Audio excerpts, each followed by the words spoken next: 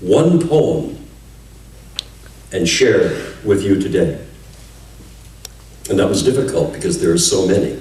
There's so many wonderful poems. But out of the darkness, the words that were spoken to remind and keep reminding people of what was the Holocaust. And the question, can it ever happen again? It's coming up daily. Prime Minister Netanyahu, on the 18th of this month, passed legislation to support financially 20,000 remaining survivors. Prime Minister Netanyahu also said, we will never, ever depend on anybody to protect us again. We will protect ourselves. You have an Ayatollah who has said publicly that he wants to eliminate the state of Israel. And Ahmadinejad, who has a smile that reminds me of the smile of Hitler, who was a denier. It's a very sad, sad world that we live in.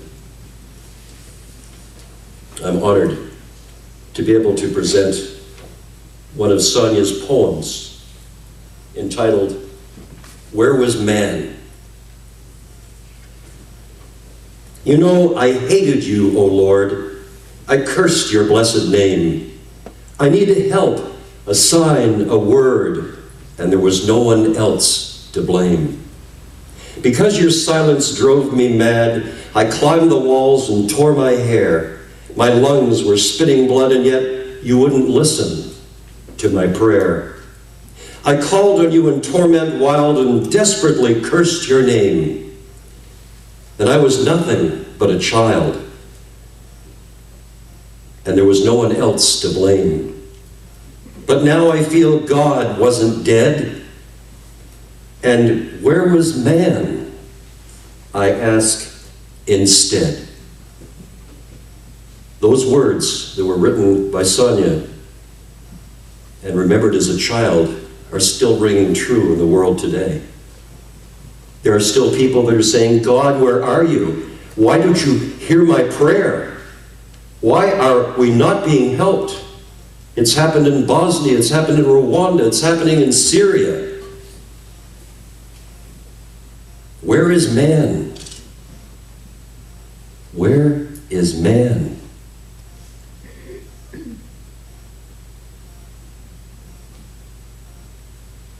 Ladies and gentlemen, I am a man of promise and of optimism.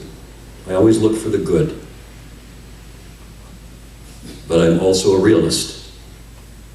I understand and I appreciate not only that is good, but that is wrong and needs to be changed. This is the world that we are living in. I'm so happy that my son Michael and Emily are here to hear this presentation with my wife Anne. And hopefully those young people will be like their dad and become a witness and continue to tell the story.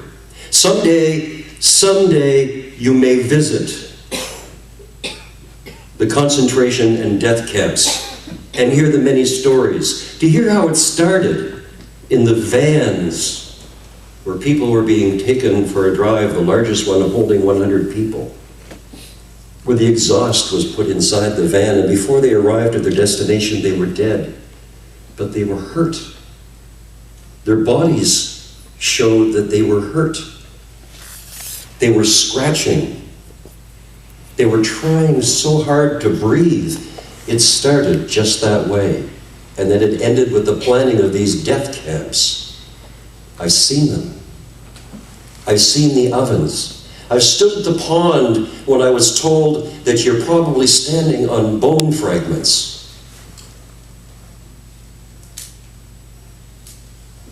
Ladies and gentlemen, we all owe it to our children and to our grandchildren to be witnesses, just like the survivor asked 2 years ago. I will go to the ends of the earth to tell this story. I say, God bless the people of Israel. God bless the Jews in the world who should not feel safe because it is not a safe world to live in. And God bless all of us and help us to be better people and help us to share love and peace. Let everybody live in peace. Let everybody have a dream. Let everybody live to fulfill that dream. And never, ever forget. Thank you.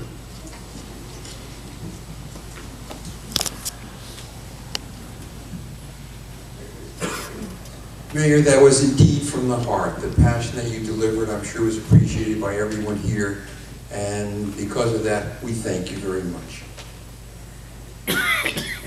Next part of our